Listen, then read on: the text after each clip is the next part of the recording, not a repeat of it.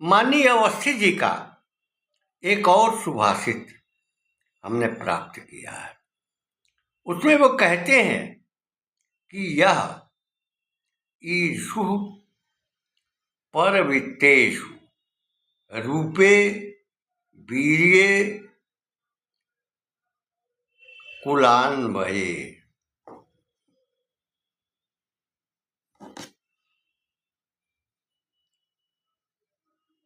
सुख सौभाग्य सत्कारे तस्य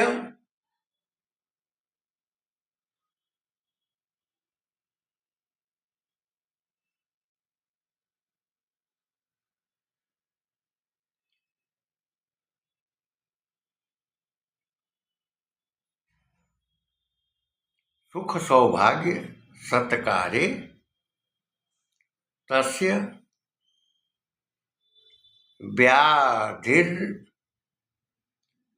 व्याधिरंत कह। जो व्यक्ति दूसरों की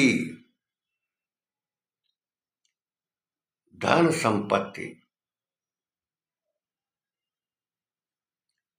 महत्व संपदा से ईर्ष्या करता है वह नष्ट हो जाता है। ईर्ष्या तू न गई मेरे मन से, रामधारी सिंह दिनकर जी का एक निबंध है।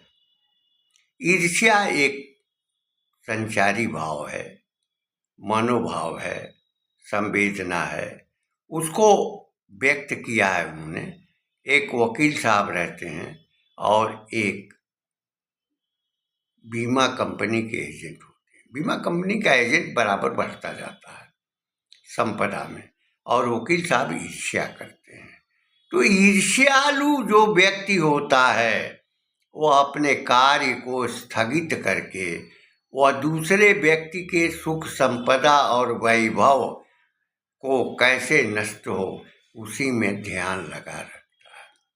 क्योंकि ईर्ष्या तू न गई मेरे मन से, न केवल ईर्ष्या दूसरों का विनाश तो अधिक नहीं कर पाती, लेकिन ईर्ष्या अपना ही विनाश कर लेती है। जो जिसके मन में ईर्ष्या होती है उसका विनाश होता है। वह प्रत्येक कार्य को छोड़कर और केवल ईर्ष्यालु प्रकृति का बन करके दूसरे की क्षति पहुंचाने का कार्य करता है। अनेक निबंध हैं ईर्ष्या के ऊपर, और जो जर्मन दार्शनिक है उन्होंने भी ईर्ष्यालु व्यक्ति के संबंध में चित्रित किया है। मैं रामधारी सिंह दिनकर जी की बात कह रहा हूँ कि हाँ, वो कहा है कबीर ने कि हाँ बौरी बूढ़न डरी रही किनारे बैठ। और ईर्ष्यालु व्यक्ति के बारे में दिनकर जी ये कहते हैं कि जिनको पानी से भीगने का खौफ है, डूब जाने का खतरा उन्हीं के लिए है।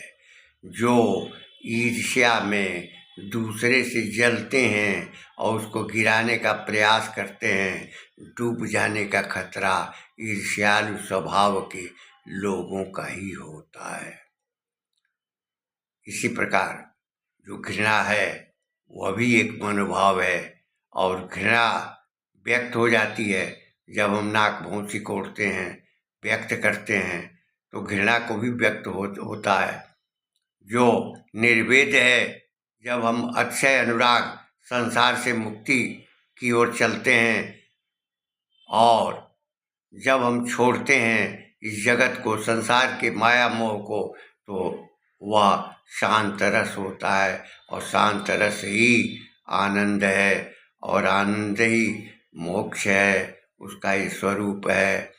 लेकिन ईर्ष्यालु प्रकृति का व्यक्ति न केवल दूसरों को गिराते गिराते अपने पतन के गर्त में जाता है, ठीक उसी प्रकार इतिहास की पृष्ठभूमि में भारत की आजादी के लिए फांसी का फंदा चूमने वाले जो वीर थे स्वतंत्रता के लिए, उनकी उपेक्षा की गई कथित आजादी के दौर में, और उस व्यक्ति की हत्या करा करके गांधी की, और सत्ता पर आसीन होना, उसको भुनाना, आज भी भुनाया जा रहा है, भुनाने का प्रयास हो रहा है।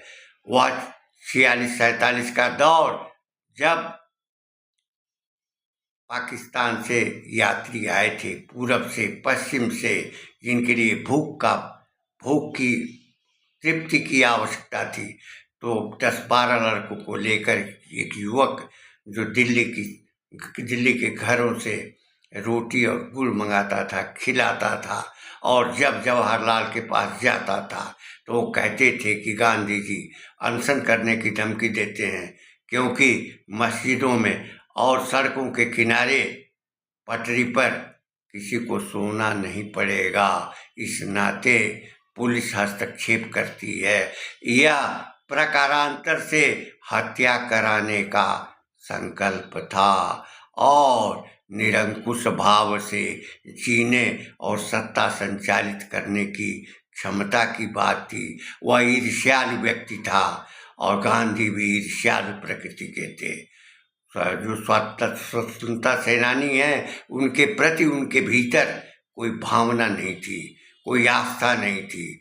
सुभाष चंद्र बोस का जो कृत्य है वह उनको पचता नहीं था, न जवाहर को पचा।